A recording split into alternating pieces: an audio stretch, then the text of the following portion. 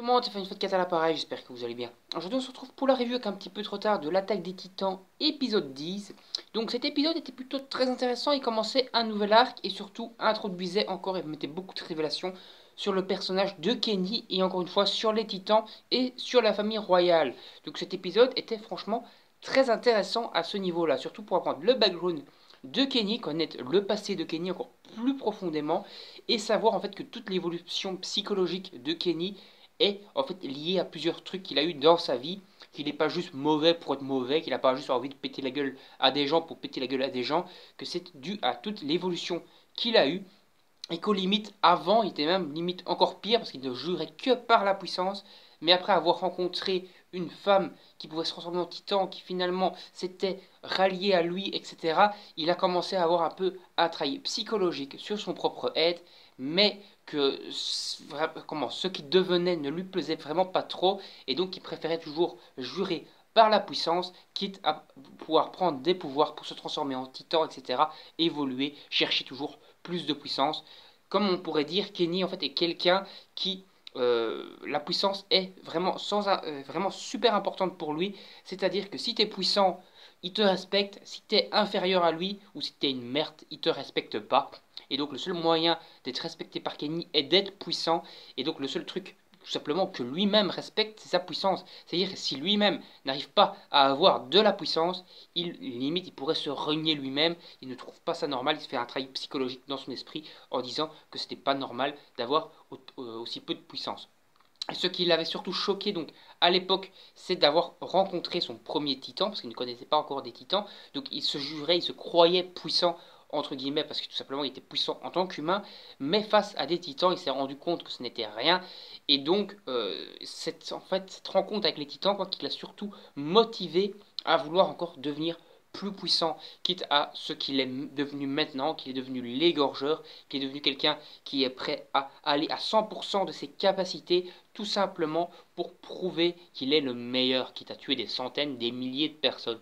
Et donc on crée encore vraiment énormément de background autour de Kenny, qui devient un personnage de plus en plus bien écrit, de plus en plus important et de plus en plus intéressant. Et ça c'est plutôt très cool. Donc on en apprend également autre chose, c'est qu'en fait le titan, cette jeune femme qui pouvait se transformer en titan, c'est plutôt cette vieille femme qui pouvait se transformer en titan, c'était en fait rallié à Kenny parce que Kenny était un Ackerman et donc c'est encore une fois lié au sang royal et donc voilà, tout ça, tout le petit délire royaux, qu'on se rend compte qu'en final la famille royale est en fait très conservatrice, c'est-à-dire la famille royale, les Rice, etc., sont très conservateurs et donc ils continuent toujours avec le délire de laisser les titans et tout ça, machin, alors que tout simplement il y aurait moyen de les exterminer et de pouvoir, entre guillemets, recréer une vie 100% humaine. Mais bon, ce sont quelqu'un de très conservateur qui cache tous les secrets et qui veut pas que les secrets, entre guillemets, viennent aux oreilles de la population. Donc, quitte à continuer cette guerre, entre guillemets, à laisser les titans foutre leur merde, à laisser des gens de leur peuple mourir, tout simplement pour cacher ces secrets, pour garder, entre guillemets, ce côté conservateur de leur royauté. Donc c'est quand même assez con, même si je pense que du coup, avec Historia, ça va changer, et qu'il va avoir donc à mon avis, vers la fin, un gros soulèvement de la population qui va être surentraîné et qui va réussir peut-être à vaincre les titans. Tous les secrets sur les titans vont germer, vont éclater et tout le monde sera au courant et on pourra enfin casser les murs, comme on pourrait dire, et libérer la cage où tous les humains sont enfermés et les humains pourront vaguer à leurs occupations dans la totalité du monde sans être menacés par les titans.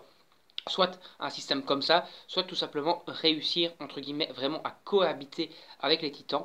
Titans qui sont, d'après ce qu'on apprend de plus en plus sur eux, seraient tous des humains à l'origine transformés en titans.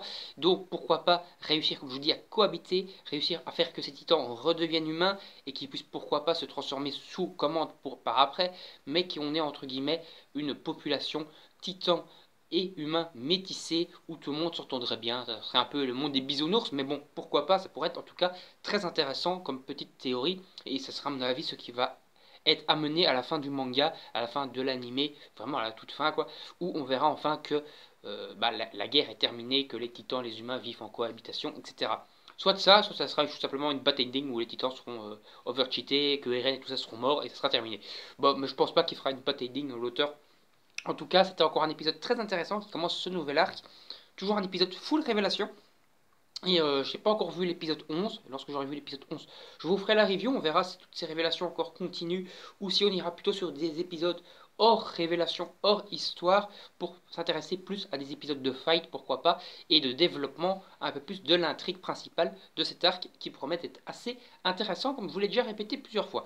En tout cas, encore une fois, au niveau de l'animation, des dessins, des musiques, tout colle énormément. Les animations sont très bonnes, les musiques sont très bien utilisées. Franchement, l'histoire est excellente. L'histoire est super racontée, narrée plutôt, de façon très intéressante. Le background de Kenny est vraiment très bien développé. Les personnages toujours vraiment aux petits oignons. Et donc, encore une fois, un très bon épisode que je vous invite à voir. Et d'ailleurs, donnez-moi votre avis si vous avez vu l'épisode en commentaire. Donnez-moi également votre avis sur ma vidéo en règle générale. N'hésitez pas également à vous abonner à la chaîne et à liker la vidéo et à la partager sur vos réseaux sociaux. Et si vous vous abonnez à la chaîne, n'oubliez pas d'activer la petite cloche pour recevoir les notifications et être au courant donc des différentes vidéos lorsqu'elles sortiront. Moi je vous dis salut, à la prochaine, on se retrouve donc pour de prochaines vidéos et de prochaines reviews, que ce soit sur l'attaque des titans ou sur d'autres sujets. Salut tout le monde, à la prochaine!